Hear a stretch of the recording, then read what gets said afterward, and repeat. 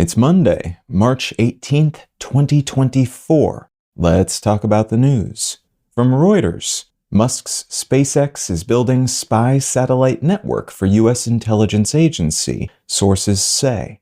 5 sources have told Reuters that private space company SpaceX is in the process of building and deploying a network of hundreds of spy satellites for the United States government under a $1.8 billion contract. This contract was reportedly signed in 2021 with the National Reconnaissance Office, which is a U.S. intelligence agency that manages the country's spy satellites. And if accurate, this means the company's Starshield derivative brand, which focuses on government and military payloads, is more active than was previously known, while also suggesting that the U.S. government and SpaceX are tighter knit than even the company's many contracts with NASA have suggested.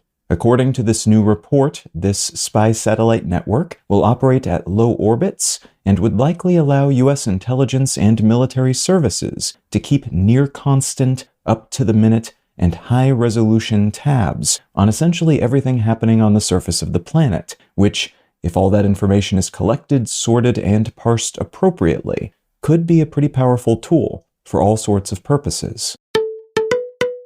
From The Guardian, mystery in Japan as dangerous streptococcal infections soar to record levels.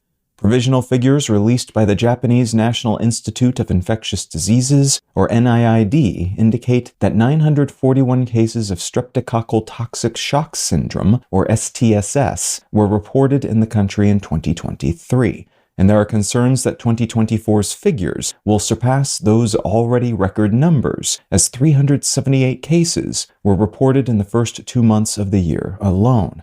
STSS is an at-times deadly form of Group A streptococcal disease, which is the type of strep infection that causes what is colloquially called strep throat in adults, usually with mild to moderate impact. This wave of infections is especially alarming to the NIID, though, because of those elevated numbers, and because this form of the infection usually kills about 30% of adults over the age of 30 who catch it, but more people under 50 are dying from it than usual.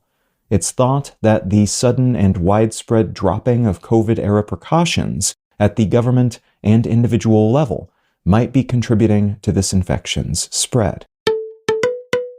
And from Axios, National Association of Realtors agrees to slash commissions in $418 million settlement. The National Association of Realtors in the United States have agreed to pay a $418 million settlement in a lawsuit that alleged it conspired to keep real estate agents' commissions higher than the market would justify. If a federal court approves the settlement deal, this association will have to pay that fine over the course of the next 4 years, and the real estate industry in the U.S. could change substantially, potentially lowering costs for homebuyers while also maybe shrinking the industry, as whatever fee structure replaces the existing, allegedly artificially elevated 6% commission, which is higher than in most other countries, for using the industry's multiple listing service, or MLS, database system, may leave them unwilling or unable to continue operating.